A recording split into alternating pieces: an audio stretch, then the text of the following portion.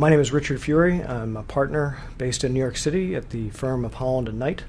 I'm qualified in 3 U.S. states, New York, Connecticut, and Florida. In 2016, I passed the QLTS assessments, and I'm now a qualified solicitor in England and Wales.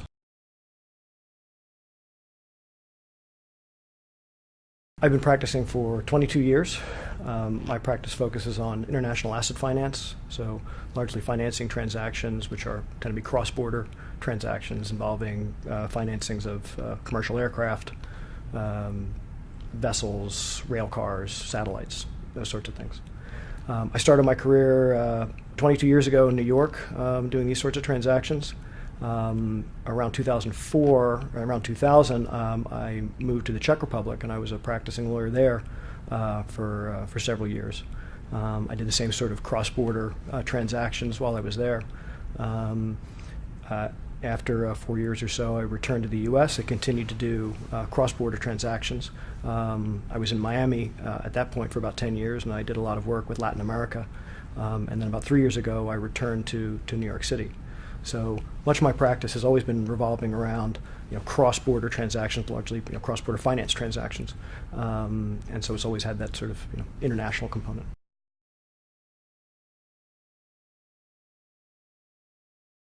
I've always been interested in English law. The American legal system is based on the English legal system, and so American law students will study English cases in law school. So I think my interest in English law has its roots back then. When I started working, again, I was doing lots of cross-border transactions, so I'd have a lot of exposure.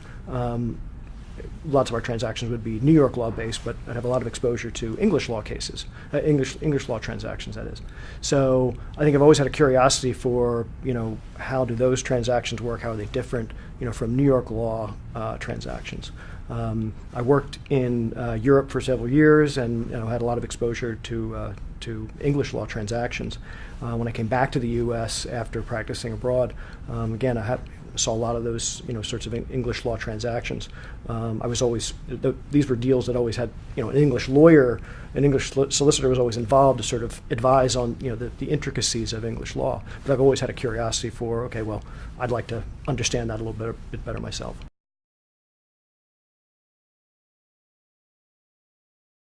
I knew that trying to become an English solicitor would take an enormous amount of time. I mean, there's the cost, there's the out-of-pocket costs, of course, but it was going to take a lot of time to prepare for this test. So I wanted to be absolutely ready to go and ready to take this test, hopefully just take it once.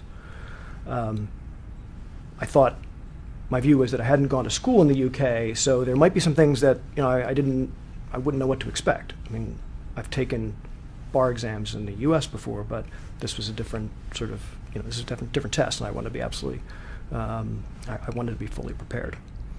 QLTS School was recommended to me by a couple people, a couple of partners that I work with in my firm that had taken it and had passed successfully. I'd done my homework and researched this school against some others through information that was online and so forth. So it seemed to stack up as this was a very popular course. It was a very popular school. It was used by a lot of people very successfully, and so that convinced me to use the QLTS School. Naturally, I'm thrilled with the results. Very happy that I was able to pass it on the first try, and I really do think that was the difference between becoming a qualified solicitor and not, is doing it on the first time. There's really such an enormous time commitment to prepare for this exam. Just like many busy lawyers that are thinking about taking the QLTS, people think about, well, I've got work, I've got family commitments, I've got other commitments. We just have very limited time. So I think by being so well prepared by QLTS School that allowed me to pass this exam once, and do it right the first time. I think that was the difference. I don't know if I hadn't passed it on the first time whether I would have been able to commit to study again and take it a second time. So I thank QLTS School for helping me get there the first time.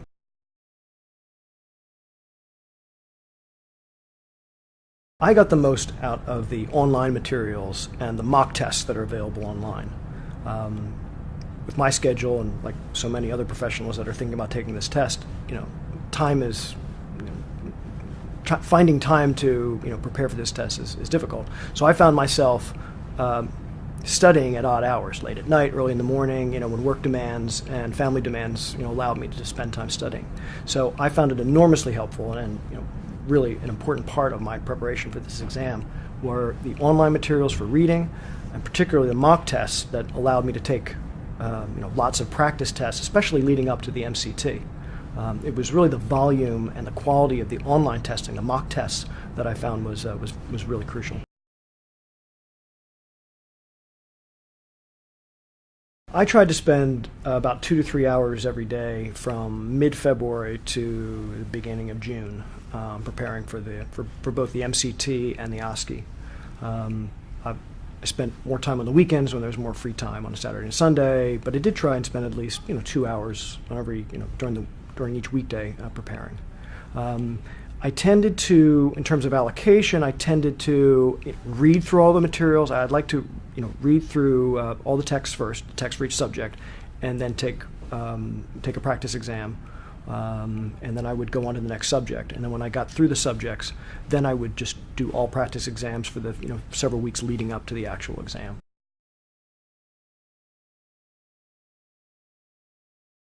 I felt very prepared for the MCT. The online resources available through QLTS School that very much prepared me for the exam, through reading the materials that are available for reading and for the online test taking, the mock tests. That helped me get to be very well prepared for that exam.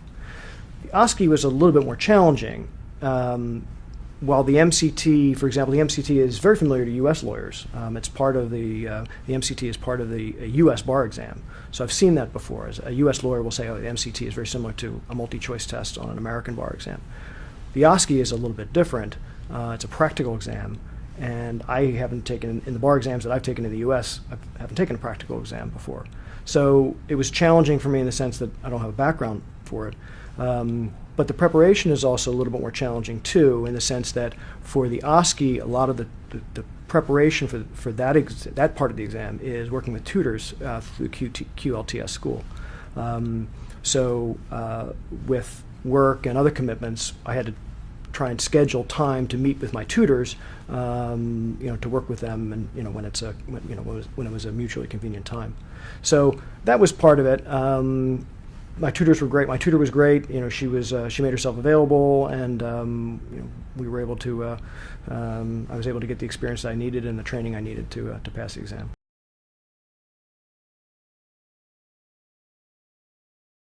QLTS School and the training I've received there has already paid off for me in terms of marketing myself. Becoming an English law solicitor is already being very helpful with my marketing, my skills, and my practice. In the legal community that I work in. I'll give you an example. Next month I am going to be speaking at a conference in Barcelona on international aviation finance, and the marketing materials already have me published. It's already published that I'm dual qualified in the United States and England and Wales.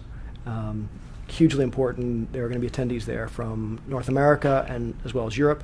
So I'm very happy that I'm able to say, when I do speak to that audience, I'll be presenting myself as dual qualified in both the U.S. and England and Wales.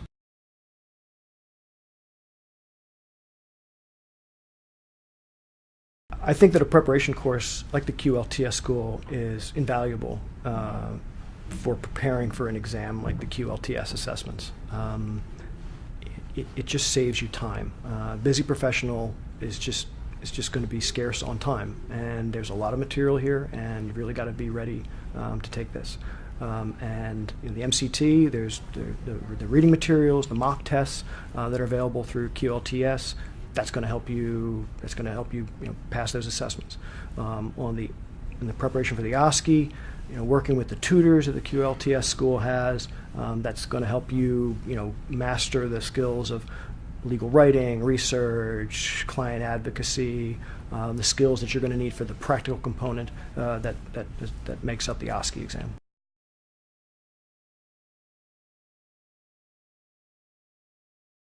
My two pieces of advice would be, one, to start early, and two, to get buy-in. In terms of starting early, give yourself plenty of time. There's a lot of material here, and if you're a busy professional, you may have a transaction or a case that comes along and interrupts your studies. So you may have to put. I know that happened in my case, that I had a transaction that came along, got very busy for a time. So for a week or two, I had to stop my studies and I had to get back on track. So we have to foresee those sorts of things. The other thing I would recommend is get buy-in. Get buy-in from your employer, your colleagues at work, your family, your friends. This is going to take some time. It's going to take energy, and if you've got your work colleagues and your family and your friends behind you, that'll make things a lot easier for you.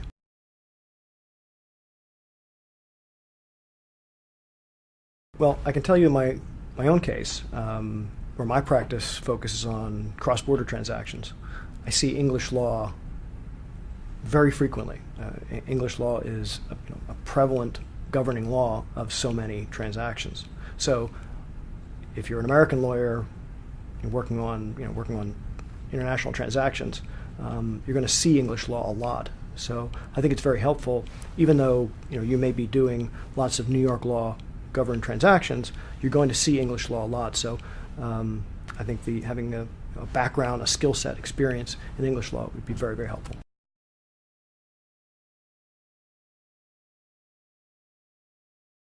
I would say there are a few what I think of as essential skills for the modern lawyer. I think first of all is a global mindset. I think we see, in my world, we see transactions all the time that have an international component, and I think my colleagues that sometimes say they only do domestic work, you may have a transaction that has a non-U.S. component. So I think there's so many international parts of the modern transaction or litigation practice. I think being collaborative and multidisciplinary is very important these days. So many times on a transaction, you'll have different lawyers with different skill sets presenting, because a transaction is multifaceted, or a case is multifaceted. So I think we have to be, as lawyers, we need to come to sort of collaborative solutions for our clients. I think we need to be practical. Clients don't want to pay for a 10-page memo on an obscure point of law. They want to hear crisp answers to questions of whether they can do a particular deal or whether some action they're going to take would get them into legal trouble.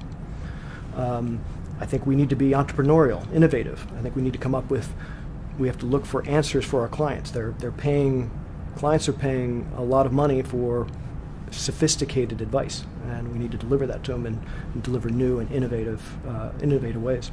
And I think we need to be flexible, particularly on a cross-border, in a practice such as mine, which is very cross-border. I work on transactions all the time where the investors may be in Dublin, an airline might be in Latin America, and the lenders are in Tokyo.